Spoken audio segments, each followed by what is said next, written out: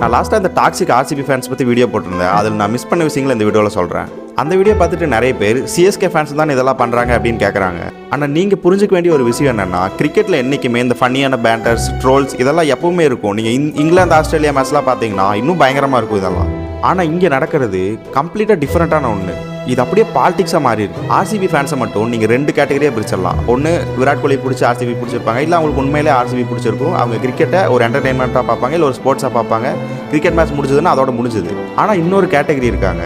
ஒரு ஸ்டேட்டில் பிறந்துட்டோம் அப்படின்றக்காகவே, ஒரு இனத்தில் பிறந்துட்டோம் அப்படின்றக்காகவே ஆர்சிபியை அவங்களோட ப்ரைடாக தலையில் தூக்கி வச்சு கொண்டாடிட்டு இருக்காங்க.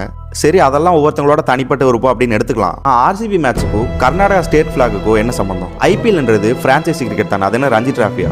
ஆர்சிபி மேட்ச் நடக்கிறப்போ கர்நாடகாவோட ஸ்டேட் ஃபிளாக் எடுத்துட்டு வந்து கிரவுண்டில் ஆட்டுறது எந்த விதத்தில் கரெக்ட்? இதுவே சேப்பாக்கில் இப்போ தமிழ்நாட்டுக்குன்னு ஒரு ஸ்டேட் ஃபிளாக் கிடையாது. ஆனால் ஏதோ ஒரு தமிழ் தேசிய கொடி எடுத்துட்டு வந்து யாராவது ஆட்டினாங்கன்னா அதை முதல்ல கேள்வி கேட்கறது சிஎஸ்கே ஃபேன்ஸாக தான் இருப்பாங்க. இது ஒரு ஆர்சிபி ஃபேனாக நானே சொல்கிறேன். இவ்வளோ மெச்சூர்டான ஃபேன் பேஸ் இருக்க டீமுக்கு மத்தியில் இவ்வளோ டாக்ஸிக்கான ஃபேன்ஸை வச்சுக்கிட்டு நம்ம ஒரு கப் இல்லை இன்னும் 5 கப் எடுத்தாலும் நம்மளை ரெஸ்பெக்ட் பண்ண மாட்டாங்க. எனக்கு அந்த ரெஸ்பெக்டெல்லாம் தேவையில்லை, எனக்கு இந்த டாக்ஸிக் தான் வேணும் அப்படின்னா நீங்கள் சப்போர்ட் பண்ணுங்கள், ஒன்றும் பிரச்சனை இல்லை. ஆனால் எங்களை மாதிரி கிரிக்கெட்டாக பார்க்கணுன்னு நினைக்கிற ஃபேன்ஸுக்கு இது ரொம்ப ஹர்ட் ஆகுது. நீங்கள் என்ன ஃபீல் பண்ணுறீங்க அப்படின்னு கமெண்ட்ஸில் சொல்லுங்கள். பாய்.